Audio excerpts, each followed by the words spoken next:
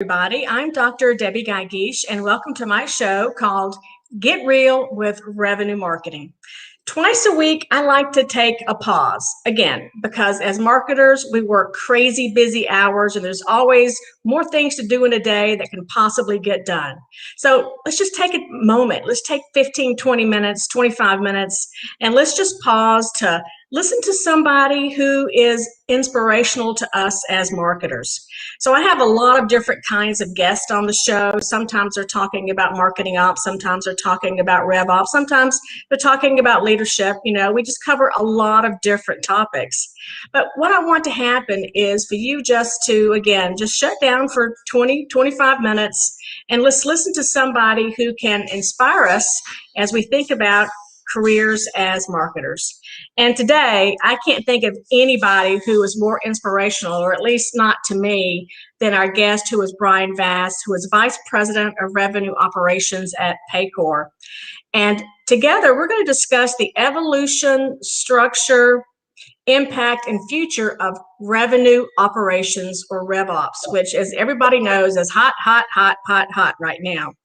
And I will tell you guys this, you really want to listen to Brian because he is a true pioneer in RevOps. He's the very first person I ever met who actually ran a combined organization. And to this day, Brian, I remember that interview on my old radio show. My mind was just blown. He's talking about line of sight to the customer and how this makes sense from a revenue perspective. And since then, Brian's done nothing but continue to hone his craft. So Brian, welcome to the show. Well, thank you, Debbie. Glad to be here. So what year was that show? Was it like 2015 or something? It's been a while. Yeah, it's probably 2015 or so.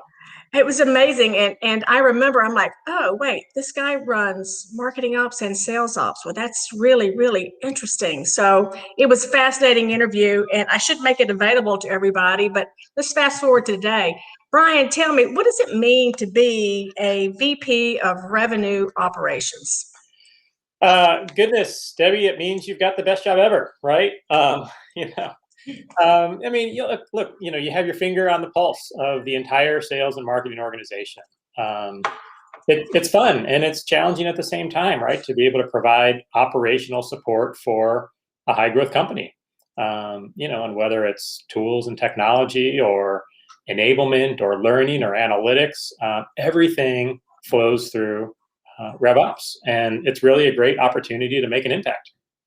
So now, how long have you worked in a combined, at least sales and marketing, combined operations organization? For how many years now? It's really the whole time that I've been at Paycor. So just, the quick story is it's been a little less, it'll be 8 years, I guess, this summer that I've been with the business.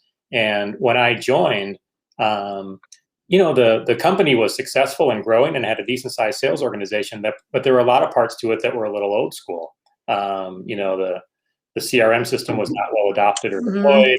There was no marketing technology. There was really no demand generation or revenue marketing, limited reporting. And so I had the opportunity, the pleasure to sort of build and modernize the organization from scratch.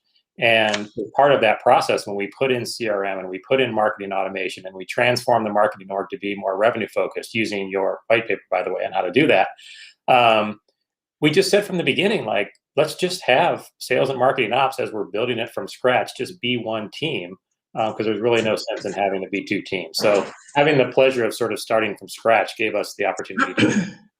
So a couple of things that I want to ask you about, and you've told me this many times, that and many years ago, I wrote a white paper called the Revenue Marketing Center of Excellence. And it really was about, how to build this whole thing. And that's actually what Brian was referring to. And nothing makes me happier as an author than to hear that people actually use stuff that I publish. So that just thrills me every time you say that. But I'm going to go back to 8 years ago. Who had the idea that it was smart 8 years ago to combine sales and marketing ops together? I mean, it makes sense now, but 8 years ago, I mean, that was pretty groundbreaking. Yeah, and we were forward thinking at the time. So the chief sales officer that I worked for at the time was also sort of a modern sales leader, a modern marketing leader. And the two of us said, look, we're going to put in CRM, we're going to put in marketing automation, we're going to create a demand gen strategy and have marketing on the hook for not just creating leads, but also making sure that those leads work their way through the funnel and turn into revenue. And in order to do that and have the reporting and hold everybody accountable, again, it just makes sense to have the operational function centralized. And again, we were small at the time, smaller, right? And like we were starting to track. So like, I brought a lot of just, scar tissue and expertise from what I've done in the past. And, as we built our team up from scratch, like, the people that knew the CRM were the same people that knew the marketing automation system. And, we were one small but mighty team that had, the specialization to do the things we needed to do. So I want to kind of keep talking about this because again, when I listen to you talk and everybody was listening to you and it's like, well, duh, of course you would do it like that. But man, it is like brain bleeding thinking for many organizations to try to go down that path. So what do you think would have happened if you guys had not combined sales and marketing operations? What would have happened to your progress? Yeah. Well, we would have fallen into the model that a lot of other companies, had in the past and continue to have today, which is, you have sales operations over here and marketing operations over here. And some companies have customer operations. And, when you have this model, those teams, they work in silos, right? And they report into their department head, whether it's VP of marketing, VP of sales, whomever. And, marketing ops, would focus on the marketing automation system, the lead scoring, reporting on how many leads were created and so on. And then, sales ops would focus on CRM and opportunity management and forecasting and quotas, reporting strategy, right? All the things that traditional sales ops does. And what happens in this model and what would have happened to us if we went down that path, most likely, is that sales and marketing alignment isn't great, right? Because you have, marketing generates their leads and they throw them over the wall to sales, and sales complains that the leads aren't any good, and then marketing says, well, you guys don't follow up with our great quality leads, right? It's the same thing that we've all heard. And over time, I think just I'm sort of now transitioning into sort of like how RevOps, became a thing, because over time, companies started holding marketing accountable, for not just creating leads, but ensuring that those leads, right, were good quality and they work their way through the funnel and turn into customers. And that's more true revenue marketing, which obviously you're very passionate about. And so when that happens, marketing is now very interested in things that sales ops owns. They're interested in the pipeline reporting, and they're interested in what happens to their leads when they get over to sales. And at the same time, technology has continued to evolve a lot over the years, right? And there's a lot of overlap these days in how sales and marketing teams use platforms like CRM and marketing and sales engagement, which is sort of a new hot space. It is. Shared metrics, there's shared goals. And so it just becomes more important than ever to have that single source of truth for your data. And and so the siloed approach, in my opinion, is no longer effective when you have an environment like this. And you've got duplication of effort, you've got lack of communication and consistent data. I mean, there's even internal politics, right, that happens like that. Oh yeah, lots. And so then enter RevOps, right? It was formed to centralize the entire operations functions that support sales and marketing and sometimes customers in one team. So let me talk about something that you and I talked about years ago, and let's talk about how true that is today. When I first interviewed you for my show years ago, one of the things that you talked about was some of the drivers for creating a combined sales and marketing operations function, a RevOps organization, was because you guys wanted to have that one line of sight to the customer, and you wanted to drive more revenue. And I remember the very first time I heard you use the term line of sight to the customer, And I was just so impressed by that. Now, that was 8 years ago. Yeah. Fast forward to today, where being focused on the customer is everything. There's not a single company that we don't talk to that says we have to get more customer centric. We have to get more customer centric. It would seem to me that having a RevOps organization is one great step that a company can take to really rally around being customer centric. Yeah, absolutely. I mean,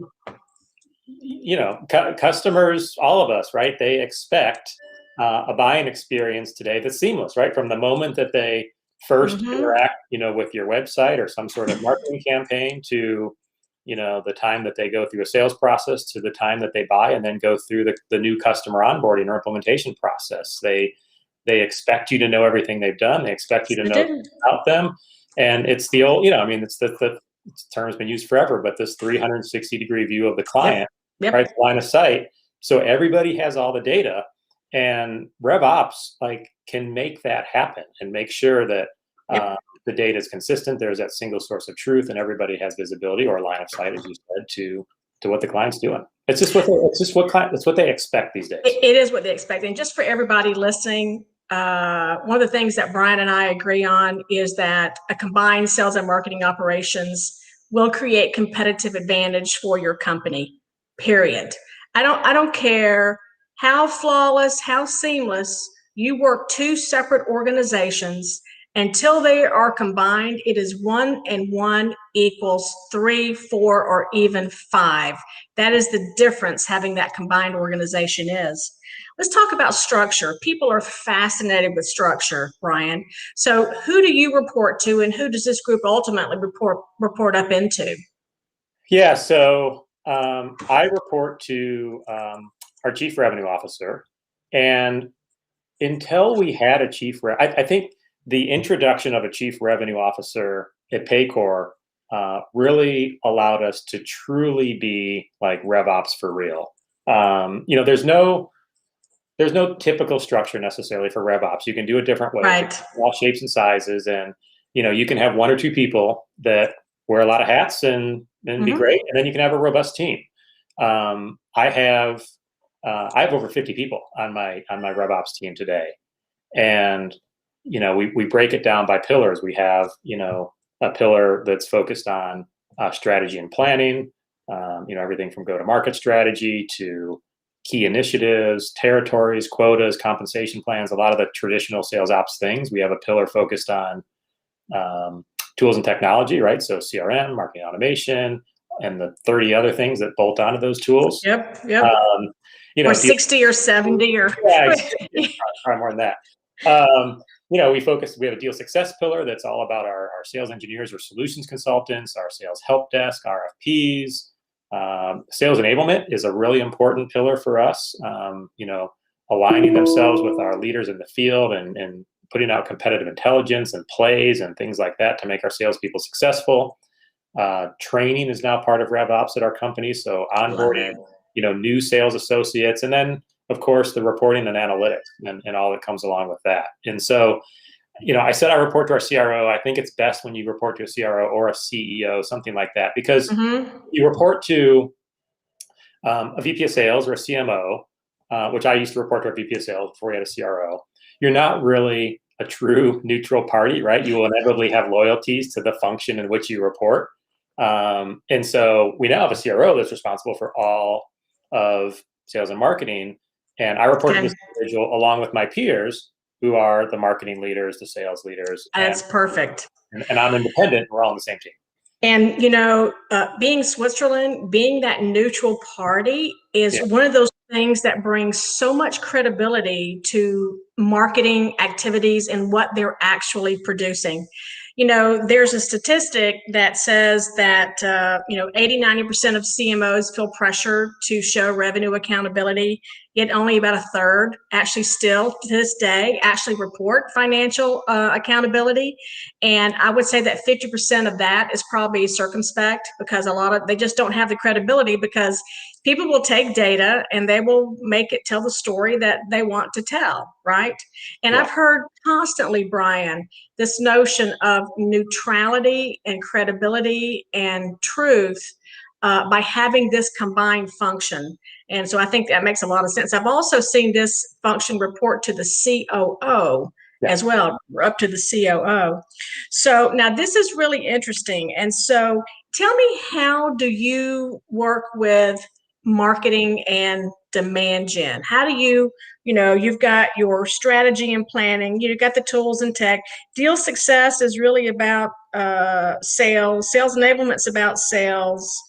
Reporting and analytics would be some for marketing. How do you enable the marketing organization? Yeah, so it starts really as we start off a new year, a new fiscal year, and that we will jointly as a leadership team put together our go-to-market strategy. So here's how we're going to grow. Here are the things we're going to do. Here are our key initiatives.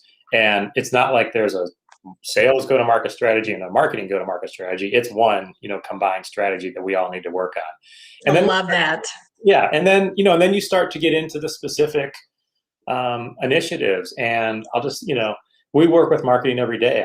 I think about when we roll out sales enablement campaigns. And so we might roll out a play for a month or a quarter where we say, okay, this month we're going to really go after accounts in this industry that use a particular competitor. But we can't do it without marketing. So marketing has to be on board to help us come up with the messaging, the talk tracks, the content, the collateral, the campaigns, everything that goes along with that, right? And so we're working hand in hand with marketing on those things. From a more tactical level, every marketing campaign flows through RevOps in the sense that it goes through our marketing automation system. Like everything goes through there because that's the way we are able to track it and create and generate the attribution to say, here's what worked and here's what didn't. And so, close partnerships with all of our friends in marketing to help, bring their campaigns to life. And then, marketing's goal is for our sales organization to be successful, just like everybody else's goal is. And so, do you have a peer in marketing? Not at the sort of operational level. I would say my peer or my counterpart would be our VP of marketing, who's responsible. Got it. And the VP of marketing reports into the Chief Revenue Officer. Correct. Gotcha. Okay. And then let me ask you this question. So, you've been working in the industry, more than 8 years. You had a life before Paycor. What do you think having a RevOps organization does to help elevate marketing into being part of a revenue machine? Because you've worked with companies that had RevOps and companies that did not. Yeah, most marketers these days, forward-thinking marketers, and you said it earlier, want to be able to quantify the impact they're having on the business, right? Because that's going to help them get to the table and justify more headcount and more budget and all those kinds of things. And RevOps shows, at a really high level, it shows the business like what's working and what isn't working. And by operationalizing all of the marketing campaigns, as well as the CRM and the pipeline and the forecast and all the things that are critical to keep the business running.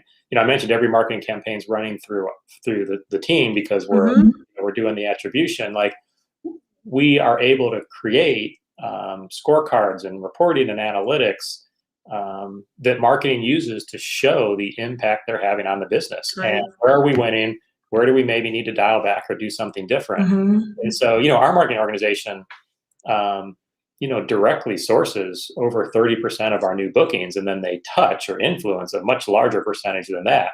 And, they get that data that is credible from our team. So I just find that fascinating. And, one of the things that I've talked about, the very first time I ever saw a marketing automation system, Brian, it was Eloqua. And that was back in 2004. And that's when it was the only game in town. There was nothing else. But I remember sitting in that room and seeing that Eloqua demo for the first time and my brain just being blown away like that. And all I could think of is this is going to change sales and marketing forever. But I don't think the promise of what happened that day could really come to life until you have that combined operation, right? I mean, it's remarkable to me, Brian, that we're sitting here in 2021 and I can literally take decks out, presentations that I did 5, 6, 7 years ago, and marketers they're having the same issues today around getting that revenue accountability as they did before, because there's legacy silos, there's legacy thinking, there's legacy politics, there's all of that stuff. And until you get that combined organization, that stuff just doesn't go away. So I know you're a huge fan of RevOps, but let's talk about the benefits. Let's talk about the benefits of having a RevOps organization to sales, to marketing, and to your customer. Yeah.